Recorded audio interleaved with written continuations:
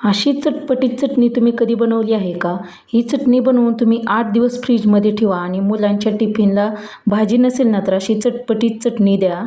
तर इथे एक चपाती करायची, गरमागरम अशी चपाती करायची आणि त्याच्यावर अशी चटणी लावून घ्यायची बघा, पसरवून सर्व चपातीला. याच्यावर बारीक कांदा कट करून घ्यायचा आणि सर्व बाजूनी कांदा असा पसरवून घ्यायचा चपातीवर आणि याच्यावर बारीक कट करून कोथिंबीर टाकायची. चवीलाही भन्नाट असा चपातीचा रोल लागतो. तुम्ही मुलांना नक्की बनवून द्या, मुलांना नक्की आवडेल. तुमची मुलं रोज या पद्धतीचा रोल मागतील. चटपटीत अशी ही चटणी आपण बनवायला सुरुवात करणार आहोत. तर रेसिपी पूर्ण पहा. रेसिपी आवडल्यास व्हिडिओला लाईक करा, शेअर करा, कमेंट करा आणि माझ्या चॅनलवर नवीन आला असाल तर माझ्या चॅनलला नक्की सबस्क्राईब करा. तर असा छान चटपटीत रोल बनवून द्यायचा मुलांना. मुलं नक्की आवडीने खातील आणि तुम्हाला दररोज या पद्धतीचाच रोल मागतील. तर आपल्या रेसिपीला सुरुवात करूया. तर इथं मी लसूण घेतला आहे. लसणाचे 2 असे मोठे गड्डे सोलून घेतलेत. तर याच्यात 30 ते 35 पाकळ्या लसूण झालेला आहे बघा, सोलून असा. आणि थोडंसं आलं कट करून घेतले मी, एक अर्धा इंच. आणि हे आपल्याला खलबत्त्यामध्ये बारीक करून घ्यायचं आहे. जास्तही बारीक नाही, थोडंसं भरडं करायचं आहे. तर इथं मी धने घेतलेत. तर 1 मोठा चमचा धने घेतलेत बघा. तर एक कच्चे धने आहेत, भाजले वगैरे नाहीत. तर हे धने आपल्याला ना खलबत्त्यामध्ये असे जाडसर वाटायचे आहेत. तुमच्याकडं खलबत्ता नसेल तर मिक्सरमध्ये तुम्ही पल्स मोडवरती वाटून घेतले तरी चालेल. इथं असा लसूण मी मोठासर असा जाडसर वाटून घेतला आणि धने पण जाडसर वाटून घेतलेत. तर आता आपल्या रेसिपीला सुरुवात झालेली आहे. तर इथं मी कढई ठेवलेली आहे. कढई छान गरम करून घेतली. तर याच्यात तेल टाकून घ्यायचं आहे. तर जरा जास्तीचं तेल टाकायचं आहे आपल्याला, कारण ही आपल्याला 8 दिवस टिकणारी चटणी बनवायची आहे. तर त्याच्यासाठी तेल जास्तीचं टाकायचं. तर इथं 4 मोठे चमचे मी तेल टाकून घेतलेलं आहे. तेल छान गरम करून घ्यायचं आहे. तेल छान गरम झाले की याच्यात आपल्याला चटणीसाठी लागणारं जे साहित्य आहे ना ते टाकून घ्यायचं आहे. तर छान कडकडीत तेल गरम करून घेतलं आहे, बघू शकता तुम्ही. या पद्धतीची चटणी तुम्ही नक्की बनवून बघा आणि मला कमेंटमध्ये सांगा की तुम्हाला ही चटणीची रेसिपी आवडली का ते. तर याच्यात 1 चमचा मोहरी टाकून घेतली. मोहरी छान फुललेली आहे बघा. तेल छान गरम असलं ना की मोहरी लगेच फुलते आणि फोडणी छान बसते मोहरी फुलल्यावरनं. तर याच्यात 1 चमचा जिरं टाकायचं आहे.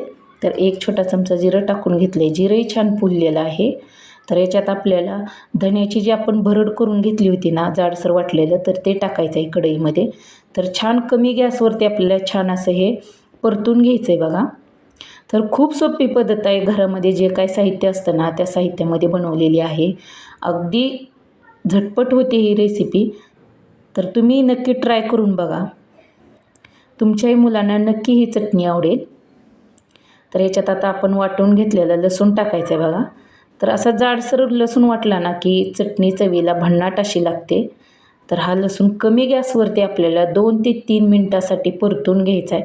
छान असा लालसर होईपर्यंत लसूण परतायचा आहे, म्हणजे असा हलका हलका होतो लसूण तळल्यावरनं, तसा आपल्याला हा लसूण परतून घ्यायचा आहे. तर असं सारखं चमच्याच्या साहाय्याने हलवून घ्यायचं बघा, म्हणजे लसूण आपला करपत वगैरे नाही. तर इथं 1 मोठा चमचा मी काश्मीरी लाल मिरची पावडर घेतलेली आहे.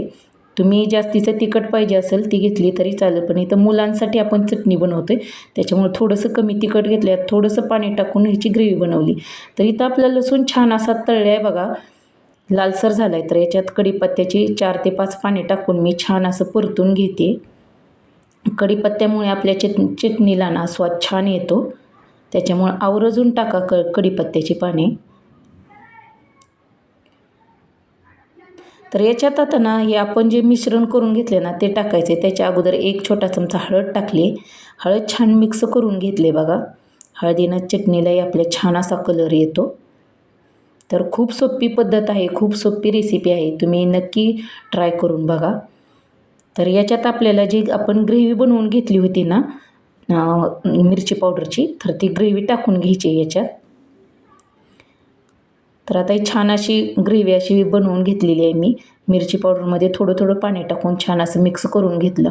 आणि ही अशी चटणी एकदा करून बघा, भन्नाट लागते चवीला. तर हे ओतून घेतले मी कढईमध्ये. तर छान असं कमी गॅसवरती आपल्याला हे परतत राहायचं आहे बघा. छान तेल सुटेपर्यंत परतायचं आहे.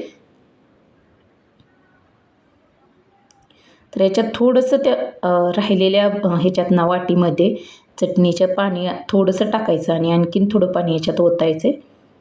छान असं हे फ्राय करून घ्यायचं आहे आपल्याला. थोडक्यात शिजवून घ्यायचं आहे तेल छान सुटेपर्यंत.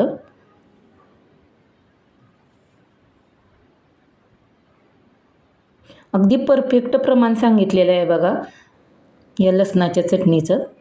तर भन्नाट चव लागते. तुम्ही एकदा ट्राय करा. तर थोडंसं पाणी वाटीमध्ये जे काही चटणी राहिली होती ना त्यात थोडंसं पाणी टाकून असं याच्यात ओतून घेतले.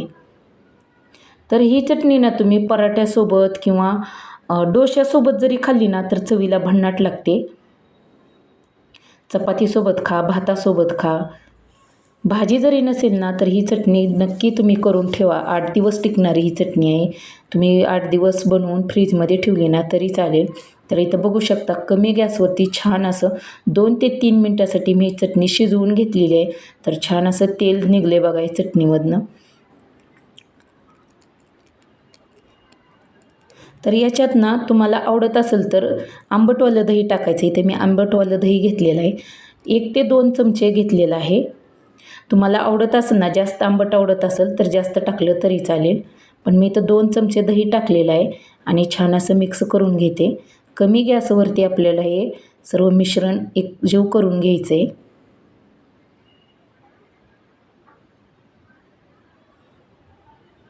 तर बघू शकता असं छान असं मिक्स होते चटणी आणि दहीमध्ये. तर अशी दही टाकून लसणाची चटणी बनवली ना चव अप्रतिम अशी होते आणि चवीला थोडीशी अशी आंबट लागते त्याच्यामुळे खूप चविष्ट होते.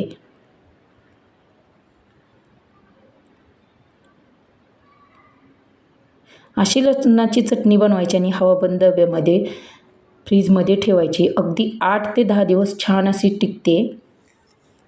याची चव वगैरे काही बदलत नाही. त्याच्यामुळं तेल जास्तीचं टाकायचं आहे चटणीला बनवताना. तर इथं छान असं 2 ते 3 मिनटासाठी मी परतून घेते चटणी छान असं. कारण आपण दही टाकलेलं आहे चटणीमध्ये त्याच्यामुळे छान परतून घेतली. आणि अगदी बघताच तोंडाला पाणी सुटेल अशी चटणी आपली अगदी 10 मिनटात बनवून तयार होते. तर अशी कमी वेळात बनणारी ही चटणी तुम्ही नक्की ट्राय करून बघा आणि मला कमेंटमध्ये सांगा तुम्हाला आवडली का ते. तर याच्यात आपल्याला आता शेवटला ना थोडंसं चवीपुरतं मीठ टाकायचं आहे. ते मी 1 चमचा मीठ टाकले. तर सर्व असं मिक्स करून घ्यायची चटणी.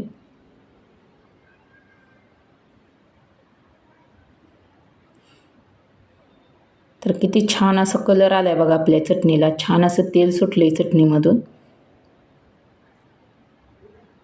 तर माझ्या मुलांना तर ही चटणी खूप आवडली. तुम्ही देखील ट्राय करा. तुमच्याही मुलांना नक्की आवडेल. तर याच्यात आता आपली चटणी बनवून तयार झालेली आहे. याच्यात थोडीशी बारीक कट करून कोथिंबीर टाकून घ्यायची आणि चटणी आहे ना छान अशी परतून घ्यायची बघा.